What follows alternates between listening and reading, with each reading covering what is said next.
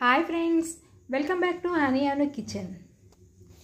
ఇవాల్టి మన వీడియోలో కరివేపాకు పచ్చి కొబ్బరి చట్నీ ఏ విధంగా తయారు చేయాలో చూపించబోతున్నానండి. చాలా అంటే చాలా టేస్టీగా ఉంటుంది. మామూలు చట్నీల కంటే ఇది చాలా సూపర్గా ఉంటుంది. రైస్లోకైనా లేకుంటే ఇడ్లీ, దోశ, వడకైనా కూడా చాలా అంటే చాలా బాగుంటుంది. ఈ రెండింటి కాంబినేషన్లో ఇలా ఒకసారి ట్రై చేయండి. ముందుగా ఒక కడాయిలో 1 టేబుల్ స్పూన్ వరకు ఆయిల్ పోసుకొని ఆయిల్ బాగా వేడైన తర్వాత ఒక 10-15 వరకు పచ్చిమిర్చి వేసుకోండి. ఈ పచ్చిమిర్చి కూడా కొంచెం ఫ్రై కావాలి. ఈ ఫ్రై అవుతుండగానే గుప్పడన్ని కరివేపాకు వేసుకొని ఇవి కూడా కొంచెం ఫ్రై చేసుకోండి.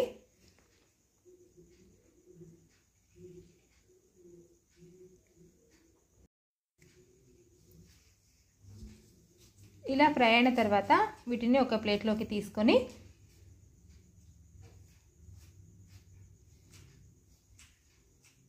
అదే కడాయిలో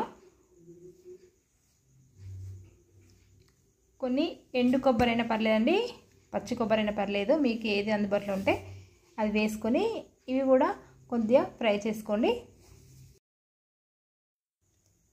ఈ ఎండు కొబ్బరైనా పచ్చి కొబ్బరైనా తరచూ తీసుకోవడం వల్ల హెల్త్కి కూడా చాలా మంచిది.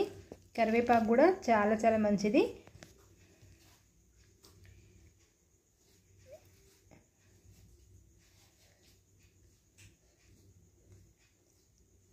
ఇలా కొద్దిగా వేగిన తర్వాత వీటిని కూడా అదే ప్లేట్లోకి తీసుకోండి.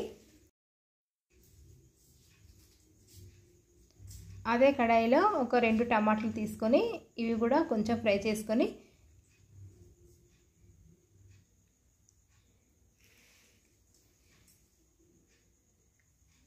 ఇలా ఫ్రై అయిన తర్వాత స్టవ్ ఆఫ్ చేసేసుకొని అదే ప్లేట్లోకి తీసుకొని పూర్తిగా చల్లారనివ్వండి.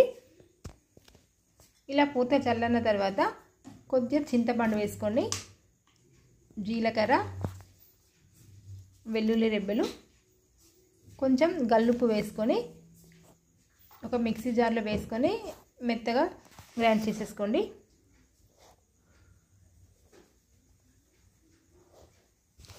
ఇలా గ్రైండ్ చేసుకున్న దాన్ని పోపు పెట్టేసుకోవాలి. పోపు పెట్టకుండా కూడా చాలా టేస్టీగా ఉంటుంది.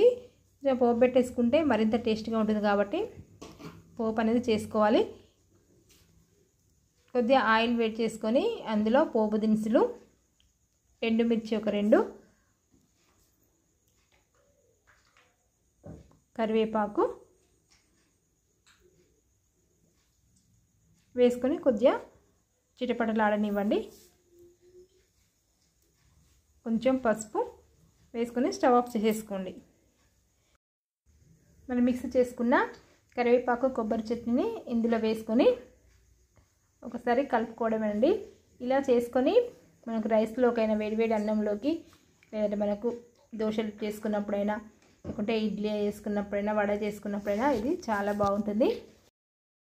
వీడియో మీకు నచ్చినట్లయితే ఒక లైక్ చేసి, షేర్ చేసి, సబ్స్క్రైబ్ చేసుకోండి. Thank you for watching.